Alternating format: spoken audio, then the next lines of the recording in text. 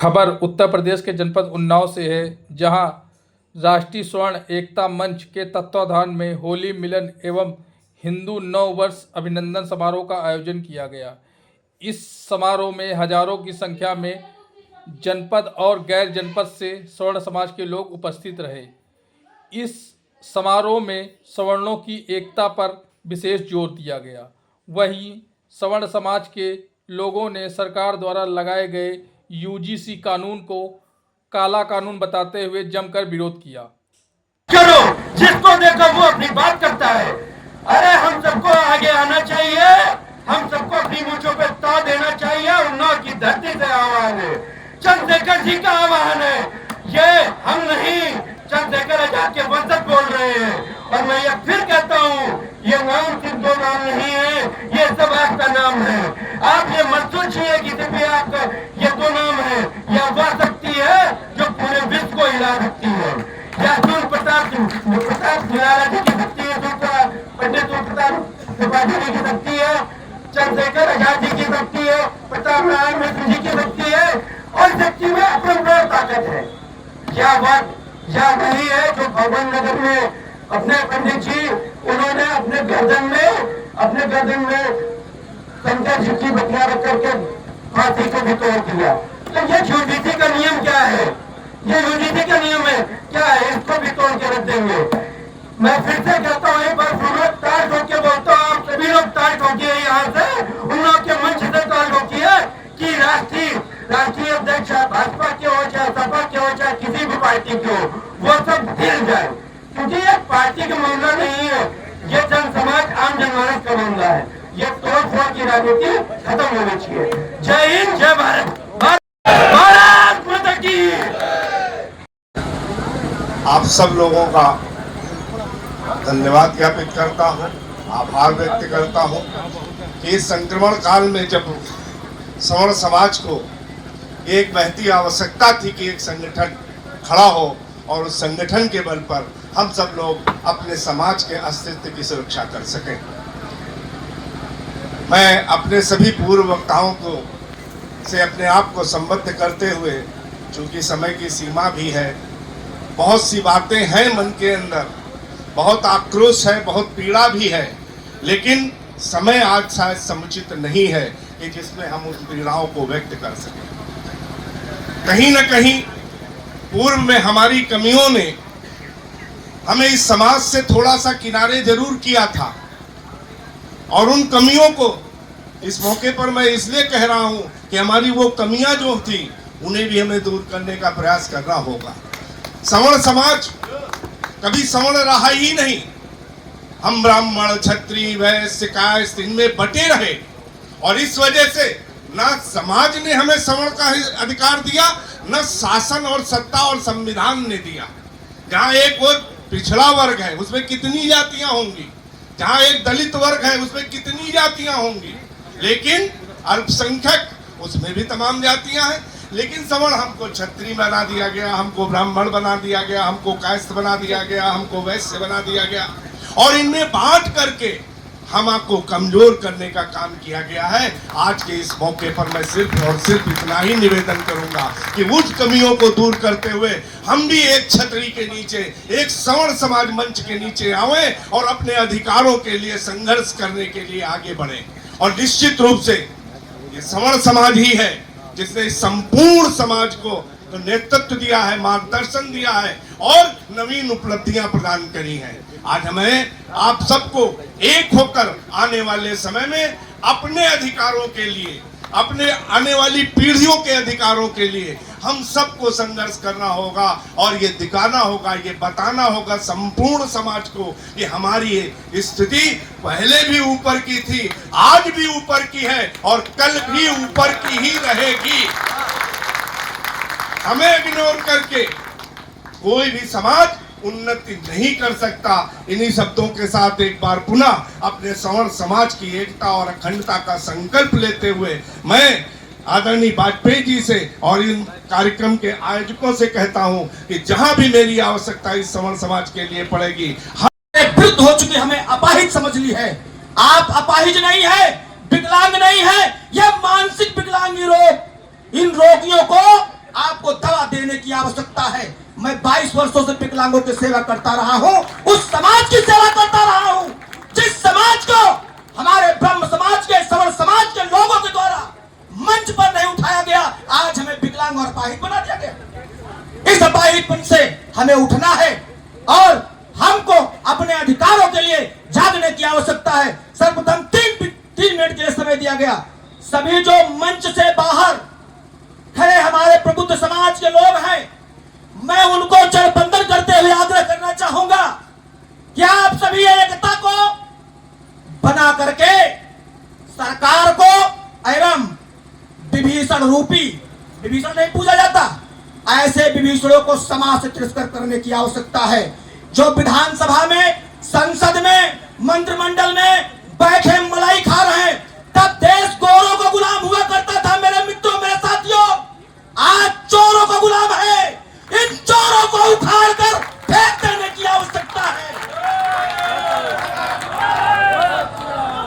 मैं पूछता हूं, एक विधवा बहन 300 रुपए की पेंशन में जीती है और इनको 3 बार जीतने के बाद वेतन और पेंशन मुहैया कराई जाती है। ये इनके बाप का पैसा है क्या? मेरे टैक्स के पैसे से ये रबड़ी और मलाई खाते हैं और हम अपने अधिकारों के लिए सड़कों पर लाठी खाते हैं। ये अब चलने वाला नहीं है। बस आपसे अधिक ना कह करके 3 मिनट का समय मिला, सभी को पुनः चरणबंदन करता हूं। अगर अवसर मिला, आपका सहयोग रहा, सन 2006 में विकलांगों के साथ आंदोलन किया, 6 महीने उन्नाव की जेल काटा, 18 वर्ष तक मैं झेला हूं, जिसमें तिवारी साहब को भी पता है। बरी हुआ, उस वक्त भी उस गरीब असहायों की आवाज को दबाया गया। आज हम सब असहाय हो गए। इन चंद चोरों के हथियार से ताकत कौन देता? हम आप देते हैं। ताकत का प्रवाह किस पर होता? हमारे और आप पर होता। इस प्रकार से सभी के सामने अपनी अधिक बात न करके, क्योंकि मैं विकलांगों की सेवा करने वाला पढ़ा लिखा हूं नहीं, मैं अंतिम वाणी बोलते हुए अंतिम विराम लेता हूं। सभी को चरणबंदन करता हूं, प्रणाम करता हूं। अगर त्रुटि हो गई हो, कोई गलती हो गई हो, तो पछरावा की धरती से आया हुआ असहाय हो, मुझे क्षमा करना और प्रणाम। भारत माता की, धरती माता की, सवर्ण एकता, सवर्ण एकता। बड़े भाई सुनील शुक्ला, बड़े भाई सुनील शुक्ला। धन्यवाद। जनमानस जनता की ओर से अभिनंदन करता हूं, वंदन करता हूं और इनके आह्वान पर जनपद उन्नाव के ही नहीं, मुझे वरिष्ठ, ज्येष्ठ और श्रेष्ठ हमारे अभिभावकगण, हमारे युवा साथी, मातृशक्ति के रूप में विराजमान हमारी, और सेवा करते करते जब यूजीसी का कार्यक्रम वहाँ पे सदन में आया और वो अपना मूल रूप ले चुका, तो मुझे कुंठा हुई। 3 वर्ष मेरी सेवा के रह गए थे। मैंने स्वतः स्वैच्छिक सेवानिवृत्त लेने का निर्णय लिया और इसी वर्ष 2025 को मैंने अपना सेवा से पृथक करके आप लोगों से जुड़ने का, और मैं अपने कमेरे समाज से, चाहे वो सेवानिवृत्त हों चाहे सेवारत हों, उनकी तरफ से आश्वस्त करता हूं, जनपद उन्नाव को कलम और तलवार की धरती के रूप में कह के चरागाह समझ करके लोगों ने यहाँ आकर के अपनी राजनीतिक इच्छा की पूर्ति की। हम लोग भोले भाले नहीं थे, समझदार थे, समझदार हैं, और यह मेरा डीएनए है। भारत की जो भारत रूपी एक गाड़ी है, बैलगाड़ी जिसको कहते हैं, उसके 2 पहिए हैं। एक क्षत्रिय हो सकता है और एक ब्राह्मण हो सकता है। उस गाड़ी पे बैठे लोग अगर वो ये समझ जाए कि मैं स्वयं हो चुका हूँ, मैंने गंगा की धरती को पार कर लिया है, संगम पहुँच चुका हूँ, ये उनका मुझे लगता है एक दिवा स्वप्न होगा। आज जो जितने भी हमारे सहयोगी साथी आए हैं, इस बात का संकल्प लेके यहाँ से जाएं कि मुझे कम से कम उस गांव के मुख्य धारा के लोगों को अपने साथ लेने का काम करें। अगर शहरी नगरी जीवन है मेरा, तो मैं उस गली से, जिस गली से का रहने वाला हूँ, उस गली से एक व्यक्ति को अपने साथ जोड़ने का काम करे, अगर मेरे विचार से वो महसूस करता है कि जोड़ना चाहिए। और ये कारवां निरंतर इसी तरीके से चलना चाहिए। मुझे किसी की भीख नहीं चाहिए और भविष्य में मुझे आरक्षण की जरूरत नहीं है। मैंने आरक्षण दिया है। मुझ में दम होगी तो मैं उसी रूप को प्राप्त करूंगा जिस रूप से यहां तक पहुंचा हूं, लोगों को पहुंचाने का काम।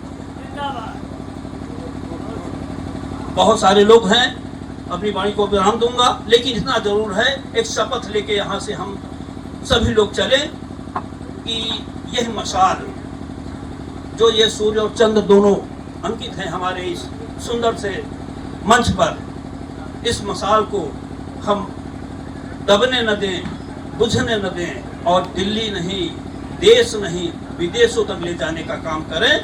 यही मेरी उपलब्धि होगी। जय संघ, जय समर एकता, जय भारत। अभिनंदन करता है प्रभात। देखिए, उसूलों पर जो आए आज तो टकराना जरूरी है। उसूलों पर जो आए आज तो टकराना जरूरी है। जिंदा हो तो जिंदा नजर आना जरूरी है। आपके घर में आग लगी है और आप शांत बैठे हैं तो निश्चित ही सोच लीजिए कि आपकी रगों में कहीं खून बह रहा है कि नहीं, खून आपका उबाल मार रहा है कि नहीं मार रहा है। सामने कौन है ये महत्वपूर्ण नहीं है, लेकिन आप आज जो भी कर रहे हैं अपने भविष्य की पीढ़ी के लिए कर रहे हैं, बच्चों के लिए कर रहे हैं। उनके आगे संकट आ रहा है, जवाबदेही आपकी है। तो कहते हैं कि व्यवस्था की विषमता की महामारी से लड़ना है, व्यवस्था की विषमता की महामारी से लड़ना है, लेकिन पहले हमें खुद की समझदारी से लड़ना है। व्यवस्था की विषमता की महामारी से लड़ना है, लेकिन हमें पहले खुद की समझदारी से लड़ना है। जरा सी देर में सेवक, जरा सी देर में स्वामी, जरा सी देर में सेवक, जरा सी देर में स्वामी, मुखौटेबाज लोगों की अदाकारी से लड़ना है। तो इनके मुखौटे हम लोग को उतार फेंकने हैं, कोई भी आवरण नहीं ओढ़ना है। स्वार्थ साधना को त्याग दीजिए। कहीं पर भी आपको लग रहा हो कि 2% हमारा हित फलाने जनप्रतिनिधि से हो सकता है, आप वो एहसान से अपने आप को पीछे खींच लीजिए, क्योंकि शहंशाही हमारे कदमों में तभी होगी जब हम चटाई में गुजारा कर सकते होंगे।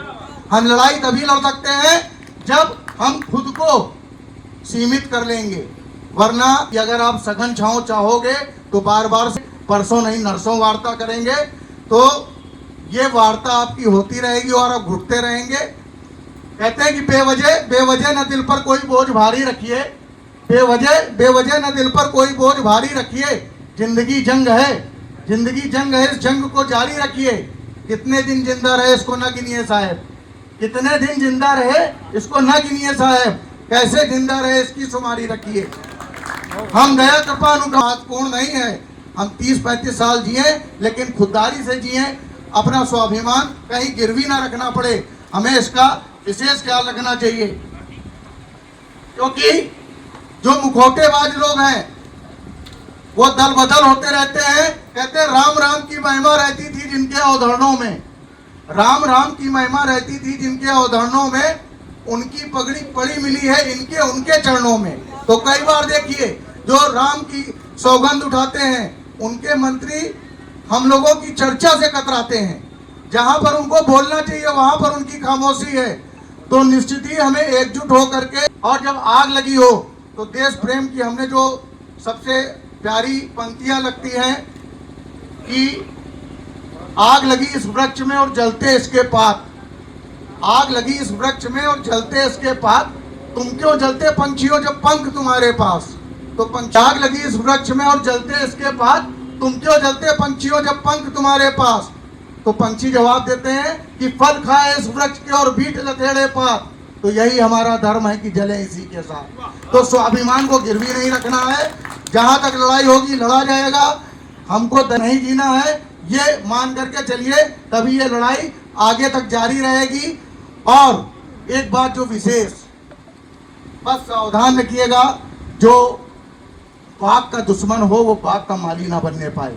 जो हम लोगों की मुंडिया किसी जनप्रतिनिधि के यहाँ गिनवा करके हम लोगों के विचारों को बेच ले, ऐसे लोगों से सावधान रहिए। पड़ी हम लोग लगातार देख रहे थे इधर कहीं यूजीसी की बातें आ जाती थी, कभी आ जाता था कि ये पंडित घूसखोर पंडित, कहीं पर हम कह रहे हैं कि पेपर में आप क्वेश्चन रख दे रहे हैं, जो चाह रहे हैं वो कर रहे हैं। इसको बंद कराने के लिए सवर्ण एकता मंच का गठन किया गया है। हम आप सब मिलकर सवर्ण एकता मंच को बढ़ाएंगे। ये आप निश्चिंत रहिए, कहीं भी कोई भी राजनीतिक पार्टी इसमें घुस नहीं पाएगी। सवर्णों की बात करेगा वो ऊपर होगा। चाहे जो पार्टी होगी अगर हमारे साथ आएगी, सवर्णों की बात करेगी, हम उसके साथ नजर आएंगे। कहीं पर भी कोई ये नहीं कह सकता कि सवर्णों के खिलाफ कोई बात करता था उसको हम लोगों ने साथ में रखा है। जो सवर्णों की बात करे वो हमारे साथ है, चाहे वो मुस्लिम हो, सवर्ण में मुस्लिम हो, चाहे अन्य कास्टें हो, ठाकुर हो, पंडित हो।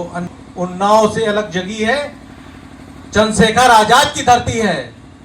यहाँ पर बड़े बड़े लोग आपने देखा, एक से एक हमारे यहाँ पर युवा जो यहाँ के तैयार हुए, एक से एक कवि तैयार हुए, जो लोगों ने यहाँ के अपने उन्नाव की माटी को हमेशा उज्जवल किया है। हम चाहते हैं कि हम आप ये जो राष्ट्रीय हम लोगों ने संस्था बनाई है, इस पर राष्ट्रीय सवर्ण एकता मंच को बढ़ाने का कार्य करें। आप एक एक करके 10-10 लोगों को जोड़ें। हमने अभी आपको सूचित कर दूं कि 40 जिले में सवर्ण एकता मंच का गठन हो चुका है। पूरे 75 जिलों में हमारा गठन बाकी है, बाकियों को करेंगे हम लोग। 10-10, 20-20 लोगों को जोड़ेंगे। ऐसे नहीं, पूरे एक प्रदेश में एक जिले में आदमी हमसे जुड़ेगा और इसका एक जो लाखों की संख्या में जब आदमी सब सवर्ण एकता मंच पे एकत्रित होगा, तब आप कहेंगे उन्नाव से शुरू हुआ एक आंदोलन ये जन आंदोलन बन जाएगा। आपके साथ होंगे। कहीं सवर्णों के खिलाफ होने वाली बातों को हम लोग बर्दाश्त नहीं करेंगे। कोई खिलाफ बात करेगा उसको तुरंत निर्णय हम लोग देंगे, वो तुरंत प्रत्युत्तर देंगे। रहा कोर्ट की बात, आपने देखा यूजीसी पर जब निर्णय आया, सुप्रीम कोर्ट ने शॉक रह गए कि आप कैसे आप निर्णय ले रहे हैं। आप चाह रहे हैं जो चाहा, यूजीसी पर आपने निर्णय ले लिया। कमेटी बैठी थी, आप कहते हैं हमको पता नहीं। जो सरकार के लोग उनको पता नहीं है कि क्या निर्णय हो रहे हैं। अमेंडमेंट बिल आया जा रहा है, कोई मतलब नहीं है, केवल क्योंकि सवर्णों के लोग सोचते हैं कि ये तो हमारे ही हैं, ये जाएंगे कहां। अब जाएंगे, आपको पता चलेगा कहां जाएंगे। न आप हमारे यहाँ के माननीय सांसद जिनको हम लोगों ने इतना बढ़ाया, सारे समाज परिवार ने उनको जब उनका अप्रूवल मांगा गया था टिकट के लिए, उन्होंने दिया था कि हाँ हम अप्रूव करते हैं इनका टिकट की। यहाँ ब्राह्मणों ने बड़ा समर्थन में पत्र जारी किया था, तब उनको टिकट मिला था। उन्नाव में ऐसे नहीं टिकट मिला। 10% खाली काम आएंगे, 10% आपको हराने का काम कर सकते हैं। कुछ कर सकते हैं तो हराने का काम तो कर ही देंगे। रही आपको याद तो आ ही गया होगा, प्रेजेंट टाइम में हम कहेंगे आप लड़िए, फिर चुनाव लड़िए, तब हम लोग दिखाएं आपको कि हम कहाँ हैं, हम किस स्थिति में हैं। ये बात कहना बड़ा अजीब लगता है। एक चीज और लगती कि आपने जब भी आप लोग करते हैं, यहाँ का नेता कोई बोलने को तैयार नहीं, कोई किसी सवर्ण की बात करने को तैयार नहीं है। हम अब मंच देंगे, सवर्णों की बात करेंगे, केवल सवर्णों की बात करेंगे और किसी की बात नहीं करेंगे। हम ऐसे नहीं थे। हम लोगों ने हमेशा एसोसिएशन दिया, आपने खाई खींच दी, हिंदुओं के बीच में खाई खींच दी, सवर्णों के बीच में खाई खोद दी। हम लोगों को आप एकदम अल्पसंख्यक बना दिया आपने, अपने ही देश में हम अल्पसंख्यक। आपको दिखाएंगे कि हम लोग कितनी एकता है। आज का जो कार्यक्रम 11-12 बजे से शुरू हुआ, हजारों की संख्या में लोग आए, बहुत से हमारे जा चुके हैं। इस संख्या को ये अभी तक उपस्थिति आप लोगों की बताती है कि हम कहां पर हैं। हमारा सफल कार्यक्रम की यही है कि अध्यक्ष जी और हमारे जो मंत्री जी और प्रदेश अध्यक्ष जी, तो तीनों लोगों ने मिलके ये कार्यक्रम की शुरुआत करी है। ये अलग जगेगी, ये पूरे देश में फैलेगी और हम आप हर तरीके से सवर्ण एकता मंच की ही बात करेंगे। हम आप चाहेंगे आप सब हम लोगों का सहयोग करें, हमारा साथ दें। हम लोग एक अच्छा एटमॉस्फेयर देंगे और अच्छा चुनाव में भी आपको दिखाएंगे कि हमारी ताकत कितनी है। ताकत दिखेगी, इससे ज़्यादा भव्य ताकत दिखेगी, क्योंकि अब ये पहला कार्यक्रम है, इसके बाद लगातार कार्यक्रम होंगे। हम आपको चाहें, बहुत से लोग हो सकता है मंच से छूट जाए कि उनका वक्तव्य ना हो पाए, तो उनको अगले कार्यक्रम में हम लोग मौका देंगे। सभी लोगों का सादर आभार जो लोग यहाँ पर आए, और सवर्णों के लिए कहेंगे कि सवर्ण हमारे जो मित्र हैं, सारे भाई हैं, बहनें हैं, आप लोग देखें, क्योंकि कारण है हम लोगों का तो पार हो गया, अब हम अपने बच्चों के लिए कहेंगे। जब ये अगर पहले ही SC/ST एक्ट और ये सब जब लागू हुए थे, जब उस समय बात करी जाती, तो हो सकता है कि ये अब ना होता। आपने लगातार बढ़ने को हम लोगों ने मौका दिया, हम लोगों ने विरोध नहीं किया, उसी की देन है जो अब ये इनकी हिम्मत बढ़ती जा रही है। हम चाहेंगे कि हम आप साथ रहें, एकजुट रहें, तो भविष्य में जिससे हम लोग आगे भी ऐसे काट न हो पाए। धन्यवाद। हमारे बच्चों के भविष्य की लड़ाई है। समाज एक समानता का अधिकार, कानून भी कहता है कि समाज में समानता होनी चाहिए, सब जगह समानता होनी चाहिए, और समान न्यायालय भी कहता है और जो हमारा संविधान कहता है वो भी कहता है। परंतु ये कैसी विषमताएं हैं कि आज 75 साल हो गए और कुछ लोग जो ऊपर तक नहीं जा पा रहे। हम कितने हजार और कितने सैकड़ों वर्ष और यह इंतज़ार करेंगे कि हमारी प्रतिभाएं हैं उनका हनन हो, और हम -40 वाले को एडमिशन देते रहे, और हमारे 90 और 92 और 94 नंबर लेने वाले बच्चे वो ऐसे ही। तो ये समीक्षा का समय आ चुका है। अब आज़ादी के 75 वर्ष हो चुके हैं। हमने सबको पूरा सहयोग दिया, पूरा सम्मान दिया।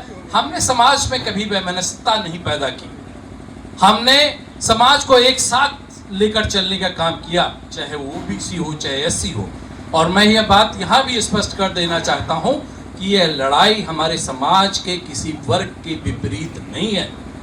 हमारे मित्र हैं, दोस्त हैं, चाहे अनुसूचित जाति के हों चाहे OBC हो, हम सभी उनके साथ हैं।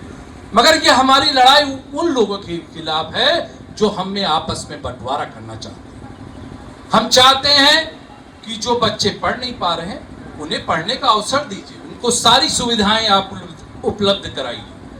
परंतु यह गलत है कि आप हमारे बच्चों को प्रतिस्पर्धाओं में भाग नहीं लेना देना चाहते। आप वो चाहते हैं कि उनकी मेरिट वहीं से कट जाए और वो सेलेक्ट नहीं हो पाए और -40 वाले बच्चे सेलेक्ट हो जाए। ये बहुत बड़ी विडंबना है। हमें इसके लिए लड़ना पड़ेगा। हमारे बच्चों से भविष्य का जुड़ा हुआ मामला है, इसलिए गलत है UG जैसे नियम जो हमारे बच्चों को जन्मजात अपराधी घोषित करने जाए। तो इससे तो ये लगता है कि सवर्ण समाज में पैदा ही होना हमारे लिए कलंक हो गया, हमारे बच्चों के लिए कलंक हो गया। अगर वो सवर्ण समाज का बच्चा है तो वो अपराधी स्वतः घोषित हो गया। आपने अभी SC को UG में सुरक्षा दी थी, फिर आपने OBC को सुरक्षा दी, उसके बाद आपने कौन छूटा? फिर सवर्ण के बच्चे ही तो छूटे। यानी सवर्ण के बच्चे जन्मजात अपराधी आपने घोषित करने का काम आपने सरकार ने किया है। ये लड़ाई हमारे अस्तित्व की लड़ाई है, हमारे बच्चों की अस्तित्व की लड़ाई है। बहुत मैं समय नहीं लूँगा, कहने के लिए मेरे पास बहुत सारी चीज़ें हैं, मगर मैं अब बहुत यहीं पर अपनी बात को समाप्त करता हूँ, समय बहुत ज़्यादा हो गया। जय सवर्ण, जय भारत। नौकरी दांव पे रख करके मैंने उनकी 200 मीटिंगों के कार्यक्रमों का संचालन किया। आज जब UGC पर उनसे भी पूछा जा रहा है तो वो भी कोई बात न करके घुमा रहे हैं। दूसरा, सांसद साक्षी महाराज जी बड़े महाराज हैं, बड़ा उनका सम्मान करते हैं, लेकिन वो जब अपने समाज से ऐसी बात उभारते हैं समाज में कि ये 10-15% लोग अगर हमारे लोग नहीं चाहेंगे तो विधानसभा लोकसभा का मुंह नहीं देख पाएंगे, तो अब इतने और पढ़ना क्या बाकी रह गए? क्या हमारा अस्तित्व इतना गिर गया? हमारे बाप दादा केवल बूथ पर खड़े रहते थे। ये बात कटु है लेकिन सत्यता से परे है। सत्यता है इसमें, हमारे पूर्वज बूथ पे खड़े रहते थे, मत प्रतिशत अपने आप घूम जाया करता था। आज उन्हीं के वंशज को आप ललकारने का काम कर रहे हैं। आप ये कह रहे हैं कि अगर हम नहीं होंगे तो तुम रास्ता विधानसभा का भूल जाओगे। तो अब आप लोगों से हमारी कोई लड़ाई नहीं है, लेकिन आप अपने विचारों में परिवर्तन करिए, समरसता की बात करिए और सवर्ण को ज़्यादा अपमानित करने का काम न करिए। तो मैं फिर थोड़ा इधर हट गया था। अब ये समय है हमारे प्रदेश अध्यक्ष जी के उद्बोधन का, क्योंकि मैंने बात इसलिए चलाई थी कि उस महारथी का जो एक विरोध था वो हमारे प्रदेश अध्यक्ष जी ने ही सोशल मीडिया पे लिखा और हम सबके दिल में उतर गए कि कम से कम जनपद में एक व्यक्ति ऐसा है तो जो इस तरीके की बात करने की क्षमता रखता है, साहस रखता है। और आज सुशील शुक्ला जी की वजह से सर्व समाज के बहुत सारे लोग अब मुखालफत करने के लिए तैयार बैठे हैं। मैं बहुत आदर के साथ महोदय आपको आमंत्रित करता हूं कि आप आए, लेकिन पंक्तियां आपकी रह गई हैं और हमको लगता भी रहेंगे, लेकिन ये कानून नहीं रहेगा। इसलिए आज इस मीटिंग को बुलाया गया है, उसका सार सभी लोगों को लगभग मालूम है, बढ़ चढ़ कर हिस्सा लिया है। हम लोगों को खुशी होती है क्योंकि हमारे समाज को हरदम कहा गया है कि ये मेढक हैं, चार चढ़ाओगे तो दो कूद जाएंगे। आज पहली बार ये देखने से लगा कि चार नहीं, जब चार चढ़ाओगे तो चार अपने आप कूद के बैठेंगे उसके ऊपर। इसलिए हम सिंगल पे नहीं, अब चौगुने पांचवें पे कब्जा करना चाहते हैं और इसीलिए हम लोगों ने इस मीटिंग को बुलाया। सर्वप्रथम आज यहाँ पधारे हमारे मंचासीन सभी लोगों के और जो लोग सम्मुख बैठे हैं उनको भी सादर नमन बंदन करते हुए अपनी बात की शुरुआत करना चाहता हूं। आज हमारे बीच में होली मिलन नहीं थी, तो मैं हृदय से सबसे पहले आप सभी को होली की हार्दिक शुभकामनाएं देता हूं। धन्यवाद। इसके बाद चमन के सींचने में पत्तियां कुछ झड़ गई होगी, यही इल्जाम मुझ पर रहा है बेवफाई का। मगर कलियों को जिसने रौंद डाला अपने पांवों से, वही दावा कर रहा है इस चमन में रहनुमाई का। हम लोगों ने जिसको अपने सर पर बिठाकर राजनीति करने का रास्ता दिखाया, चाहे वो मोदी हो, चाहे हमारे उन्नाव जनपद के भ्रष्ट सांसद, भ्रष्टाचारी सांसद साक्षी महाराज हो, हम लोगों ने इनको रास्ता दिखाया। रास्ता दिखाने के बाद क्या मिला हम लोगों को, क्योंकि हम पहले ही जानते थे। एक गुजराती ने कहा था हमसे कि ये व्यक्ति सिर्फ सपना दिखाता है, पूरा कभी नहीं करता है। आज हम लोग उसी की बात को भी अपने मन में रखते हुए इस बात को समझ गए कि ये व्यक्ति केवल सपने दिखाकर सपने तोड़ना भी जानता है। और हम लोगों को जिस तरह इन्होंने चकमा देकर हमारी समाज को, हमारे समाज के लोगों ने क्या नहीं दिया इनको भाई है? हम अपने बीच में इनको लाने का काम किया। हमारे पूर्वजों ने जो किया था, पहले भारतीय जनता पार्टी में क्या था बताइए हमको आप। लेकिन जब एक बात आई, यहाँ पर इन्होंने किया क्या किया, इन्होंने पहले प्रदेश को प्रदेश से लड़ाया, फिर धर्म को धर्म से लड़ाया, उसके बाद अब जात को जात से लड़ा रहे हैं। इसके बाद अगर इनको दोबारा चुनने का कुत्सित प्रयास सब लोग करोगे तो ये बाप बेटे में झगड़ा कराएंगे अभी। क्योंकि जानते हो क्यों, जो लोग राज्य कर रहे हैं इनके संतानें नहीं है मित्र, ये दूसरे की घर पे राज कर रहे हैं और दूसरे के लोगों को बर्बाद करने का काम कर रहे हैं। एक अपेस्टिन फाइल खुली है इनकी, जिसको इन्होंने छपने नहीं दिया। कितना गिरा रहा हमारे देश का प्रधानमंत्री ट्रंप के सामने, उसका अट्टा कहने को तैयार नहीं है। आज हमारे देश की कितनी फजियत हो रही है आप देख रहे हैं, लेकिन ट्रंप के सामने इतना गिड़गिड़ा रहा है, वो अगर फाइल खुल जाएगी तो लोग जान जाएंगे कि कितना गंदा, कितना नीच आदमी है।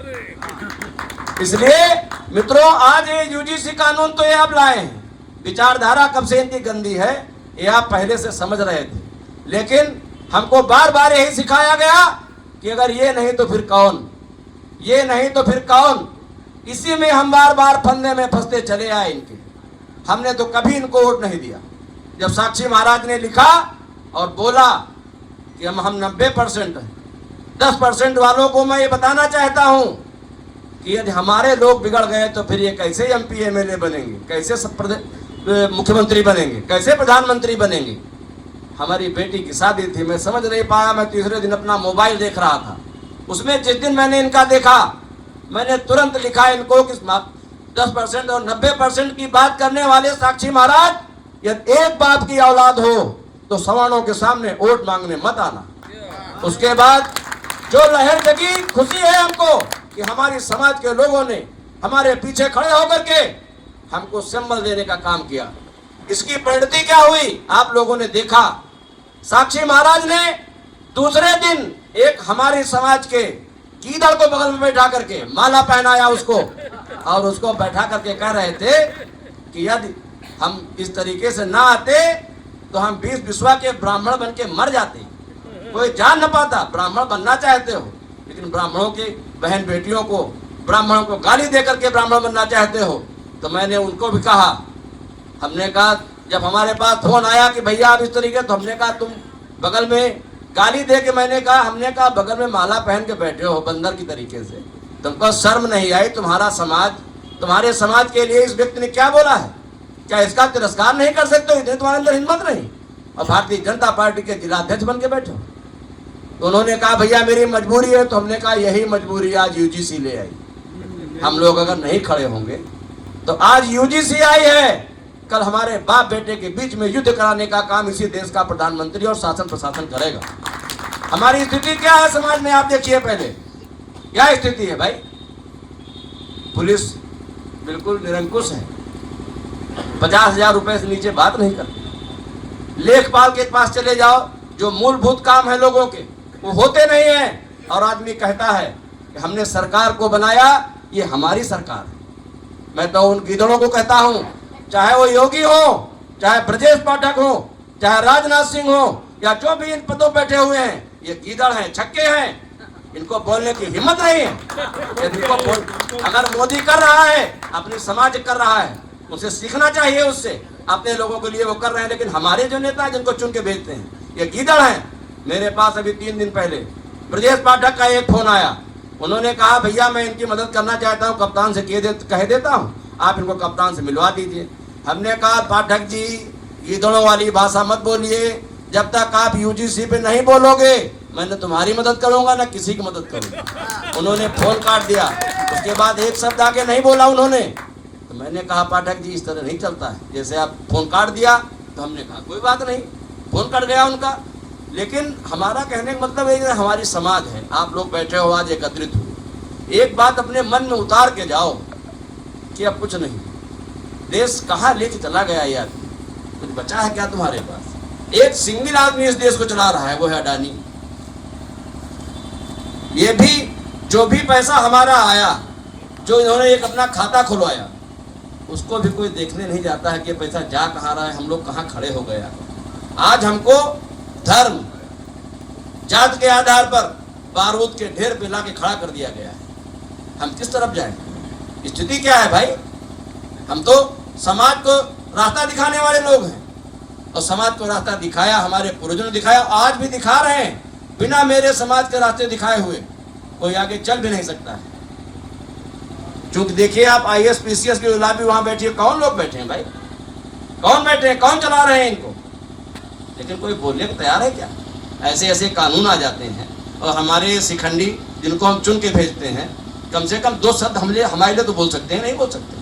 पूर्वज जो करके चले गए, चंद्रशेखर आजाद, सुभाष चंद्र बोस, राजा राम भक्त सिंह, गांधी जी, इन लोगों ने जो किया, क्या इन्होंने सपना देखा होगा कि हमारे जो पीछे औलाद खड़ी है, क्या ये स्थिति देश के लिए आएगी? कभी सोचा होगा क्या?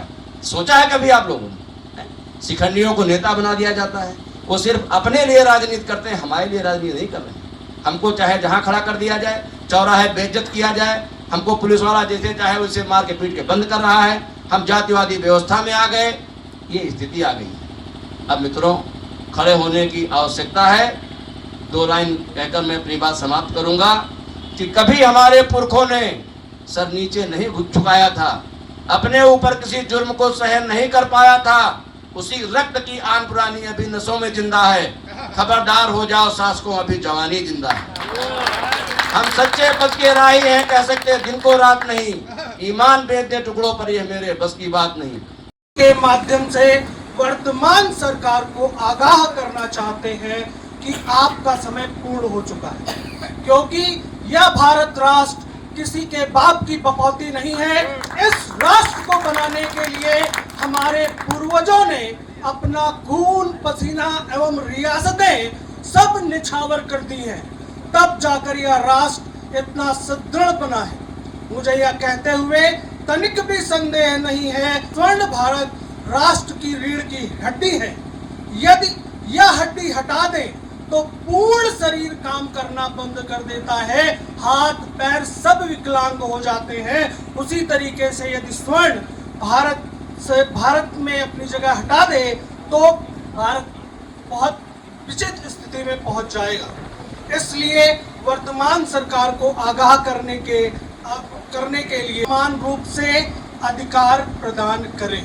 यदि स्वर्ण समाज लगाम लगाएगा तो कई पीढ़ियां फिर से याद रखेंगी। तो हमारा मूल उद्देश्य, जो हमारा संघ का मूल्य उद्देश्य ST एक्ट एवं आरक्षण को आर्थिक आधार पर लाने का काम करे।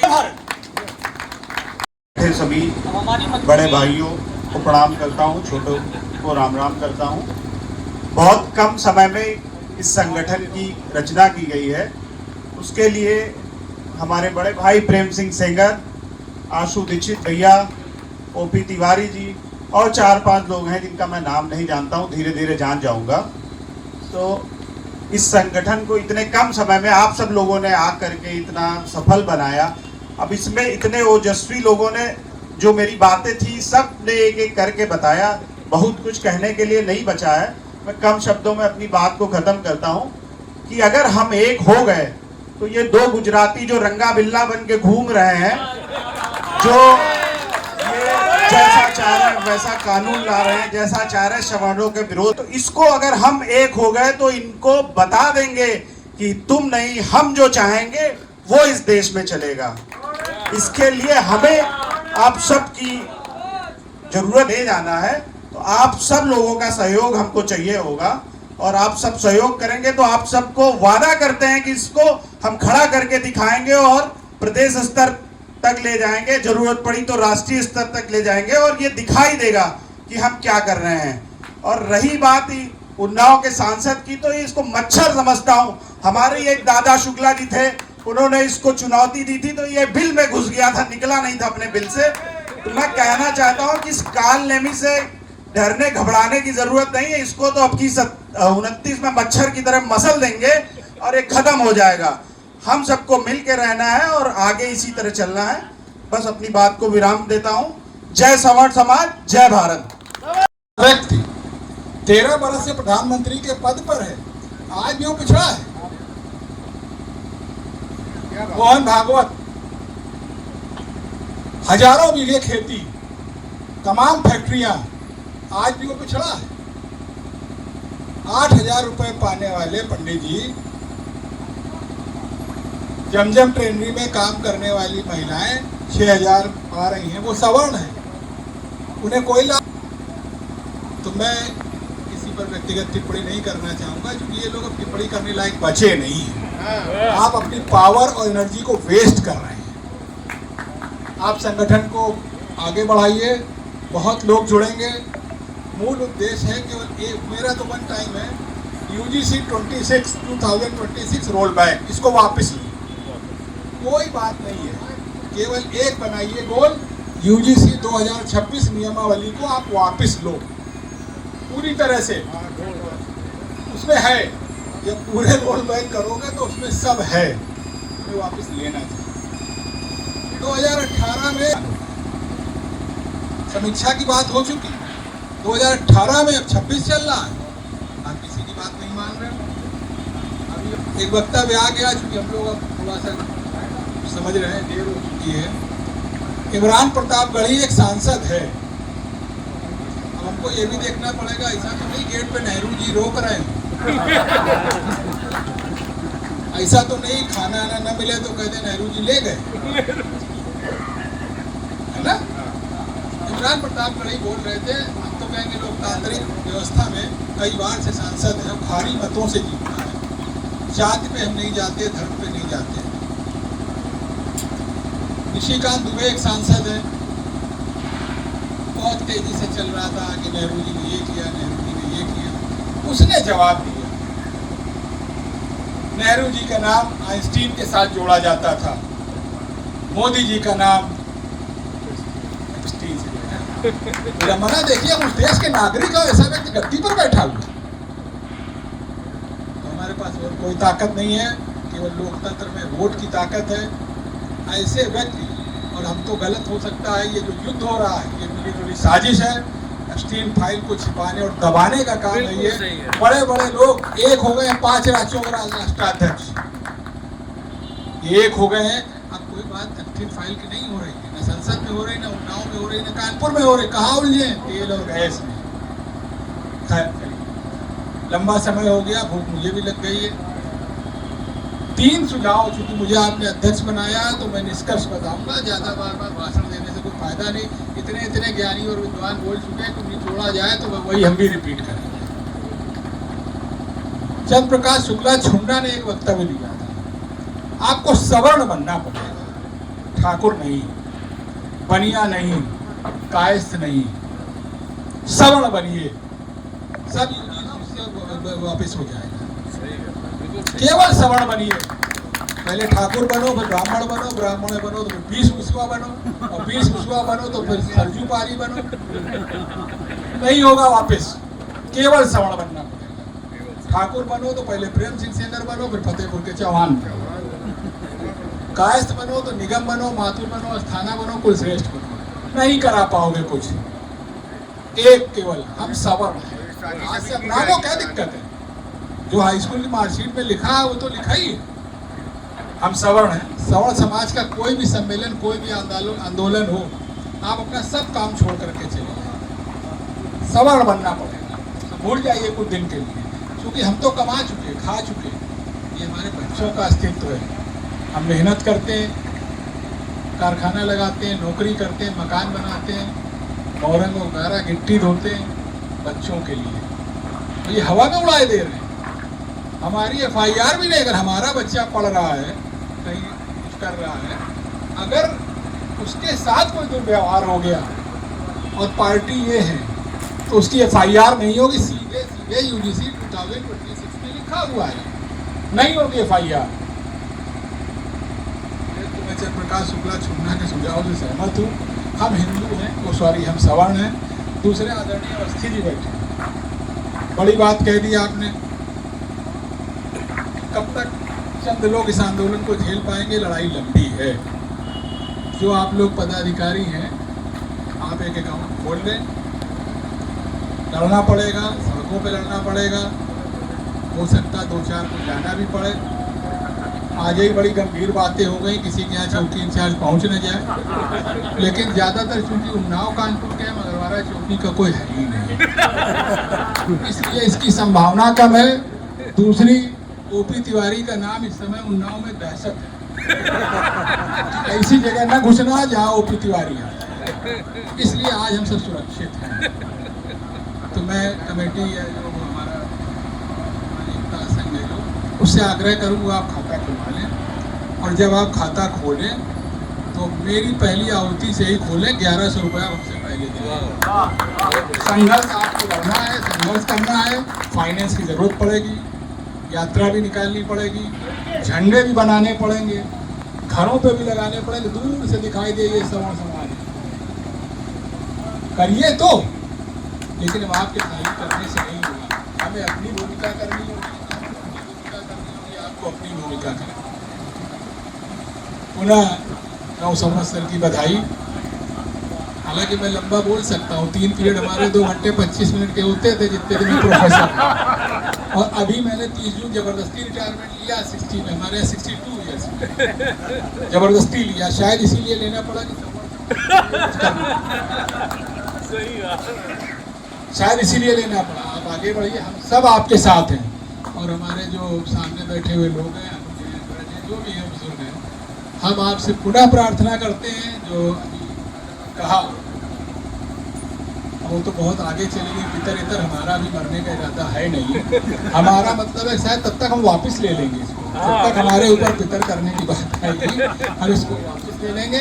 पुनः आप सबको धन्यवाद, और आगे अगर आंदोलन चलेगा ही, आप लोग जोरदारी से साथ दीजिए। ये वो संस्था बन गई है जो इस UGC एक्ट 2026 को वापस करा देगी।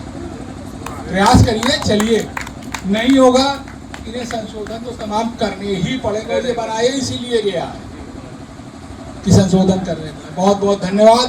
पुनः आप सबको नमस्कार। सभी को